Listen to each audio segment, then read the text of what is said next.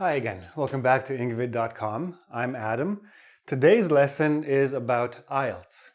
As usual with IELTS lessons, I will be speaking a little bit faster than normal. It's good for your listening practice, but if you're not taking the IELTS, you can still listen and try to follow us as we go through this section. So let's begin. Today I'm going to look at the IELTS reading section. I'm going to look at 3 different approaches to tackling the IELTS reading section. Students always ask me, what should I do with the reading? How do I do it? How can I finish on time? How can I answer more questions, right? So I'm going to give you 3 approaches, 3 different ways to try to do the IELTS. Okay, we're going to look at 3 different ways. They're completely different from each other.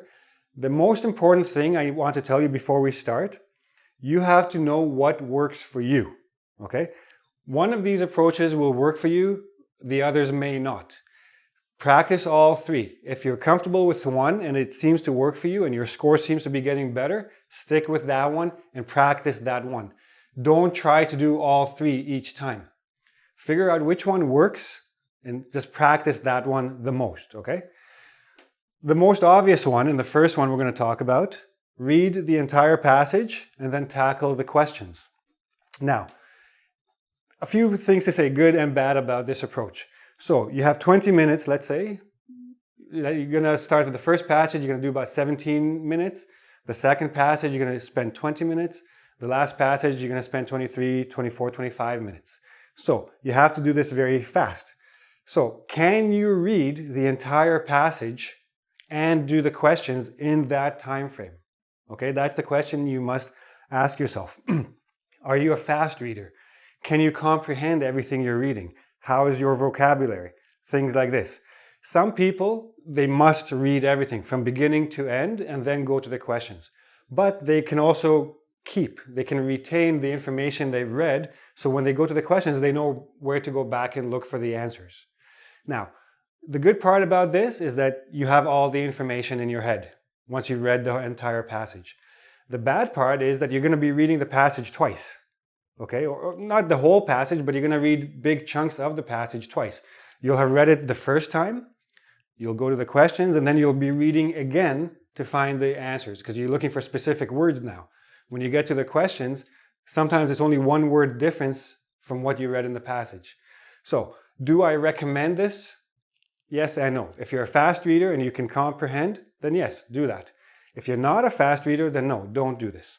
You'll be wasting too much time and reading more than you need to. What I'm going to do with these 2 approaches is show you how to read less. So you don't need to read the entire passage, you just need to read the areas that contain the answers to the questions. So the second approach, go straight to the questions. You look at the question, first of all, understand the type of question. Is it a multiple choice? Is it a fill in the blank, like a summary? Are you looking for headings for each paragraph? Are you looking for the title, etc.? Figure out what you're looking for. Read the question carefully. Pick out the key words in the question or the key idea in the question. And then scan the passage. Don't read the passage. Just quickly look everywhere for where that information ought to be. Now, keep in mind, you're going to have, you're going to have 4 questions in one section, 4 types of questions. Start with 15. Figure out what it's asking. Go to the passage, find out the area where that information is, and then start reading there to try to answer as many of the questions as you can. The problem with this approach is that sometimes question 15, the answer will be here. Question 16, the answer will be here. So it's not always chronological. It's not always in order of the questions. Some question types are in order, okay? If you have a summary, a passage with fill in the blanks, and you have to summarize a certain section, then you go to the beginning, find the beginning, and then each one will be the same, okay? So 15, 16, 17, 18, it will be chronological. But that's for that type of question. It doesn't apply to all question types. Questions such as yes, no, not given, or true, false, not given, this sometimes will work, sometimes it won't, okay? Especially for the not given, because you could have the yes, yes, no, not given, okay? So this will help you in most cases, but in some cases it will not help you. But Practice this. If it works for you, do it. Okay? Remember, it's all about time management. You have to be able to get through the entire passage and the entire questions 3 times in 1 hour. Yeah, you want to try to finish everything. Now, the third section, before I even start to explain how it works, I want you to understand that it's difficult. It's really not easy. It takes a lot of practice, but if you can do this and do it well, you can finish the entire test on time and read the absolute minimum that you have to. Okay? How does this work? Before you do anything else, I want you to summarize each paragraph by itself. How do you do this? You go to the paragraph. You read the topic sentence. The topic sentence will always be the first or second sentence. It will give you a general idea of what the paragraph is about. Because remember, in grid writing, one paragraph has one central idea. That idea will be in the topic sentence. Once you understand what the general idea is, then you scan the rest of the paragraph looking for key words that support that topic sentence. Once you have the topic, once you find the keywords that support that topic, then you know what this paragraph is about. Write 2-3 words summary of that paragraph. Okay? Then, once you have the summary of everything, you do the entire passage, you should be able to get yourself to do it 5 to 7 minutes. You should be able to go through the whole passage. Okay? That gives you over 10 minutes to work on the questions. Then you go to the questions. Now, the key is to know where the answers should be. Why? If you understand the question is about the history of something. Well, here in paragraph A, the history of this thing.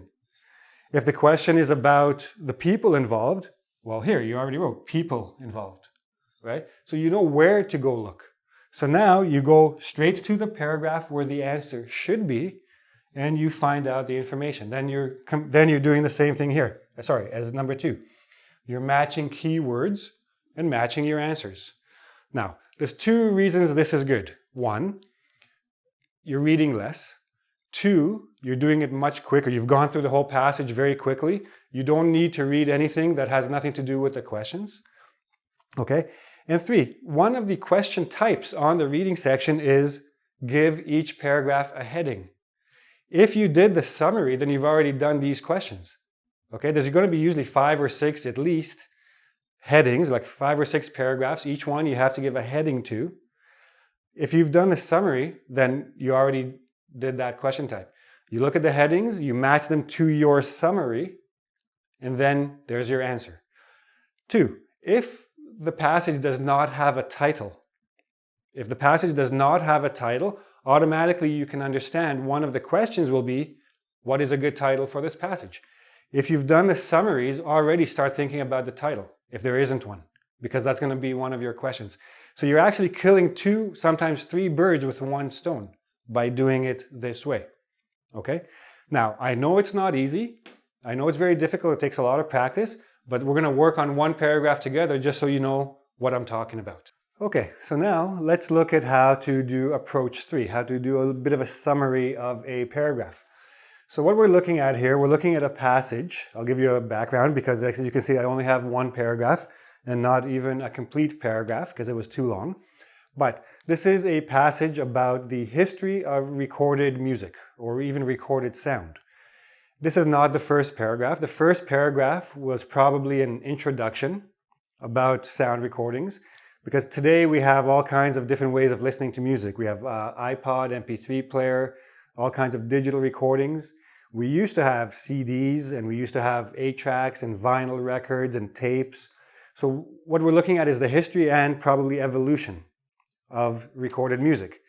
So now, what came probably before this paragraph was a paragraph about the phonautograph, which is a type of machine that was invented a long time ago to record sound. We also had a paragraph about how it worked, how it did this. Okay? So now when we get to this paragraph, we already have some background information. And now we want to know what this paragraph is about. without reading the entire paragraph. So we read the topic sentence, which is basically and usually the first sentence.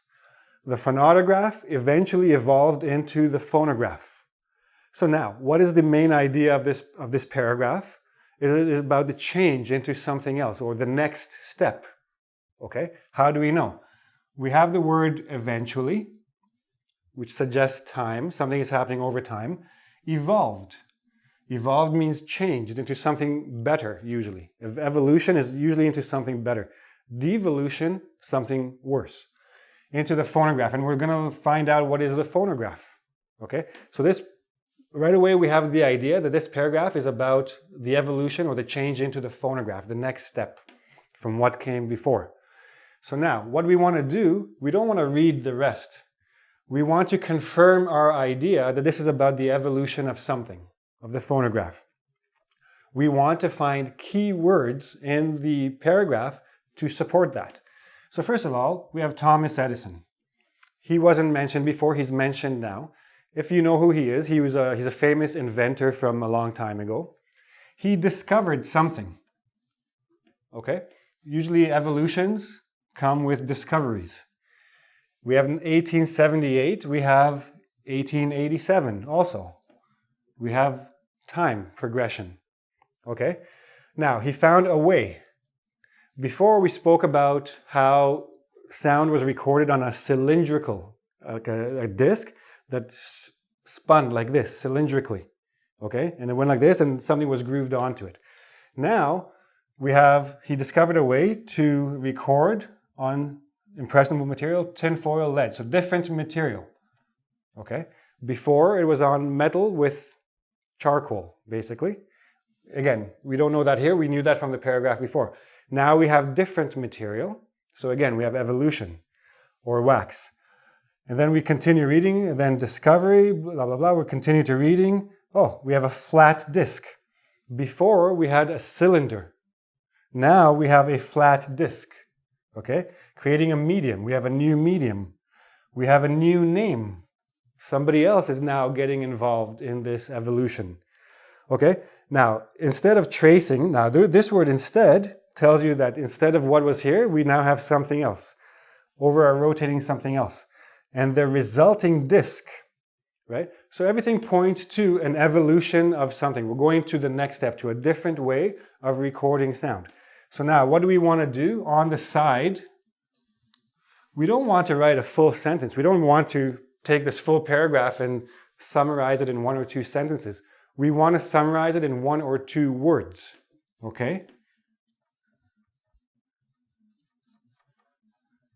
We already have the word evolution in our minds. Very simple. There's a new medium. This paragraph is about the new medium. In which case it's going to be the disc. Okay? I could write new medium dash disc. The last paragraph, the cylinder. This paragraph, the disc. The next paragraph, this paragraph will continue. If you go to engVid.com and take the quiz, you will see the entire paragraph there. It will make more sense.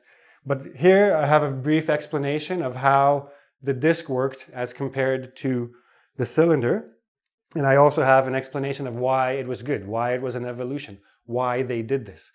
Then the next paragraph will likely go to the next step. The next step will be electrical. And then you have magnetic, and then you have digital, and then you have all kinds of steps from the beginning of the recording of music till today. Okay? Because it's the history of the entire passage is about the history of recorded music. So now, when I go to my questions, and they ask a question about the disc, or they ask a question about Emil Berliner, or they ask a question about mass production of music mediums or media, you know where to come looking. The answer should be in here somewhere because this is where they're talking about the disc. This is where they're talking about the next step, where they're talking about mass production, which will come a little bit later. Oh, here, mass produced. Okay? So you know all this because you're talking about the new medium, the disc. Now, this is especially effective for the yes, no, not given, or the true, false, not given questions. Especially, the not given.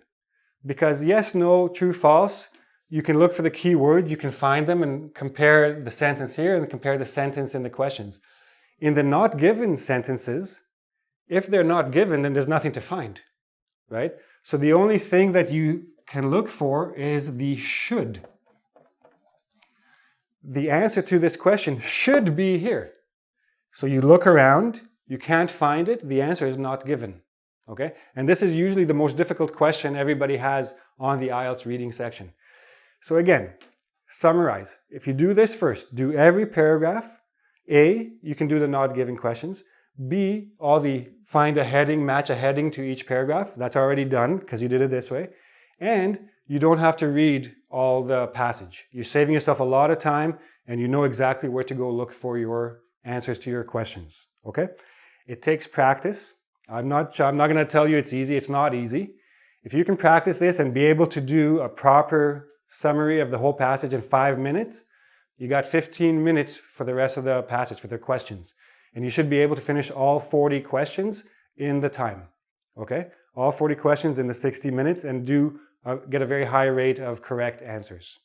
Now, if you have any questions about this, please go to engVid.com, go to the comment section and ask questions. Do the quiz, so hopefully it'll help you out a little bit. Don't forget to subscribe to my YouTube channel and come again soon. Bye.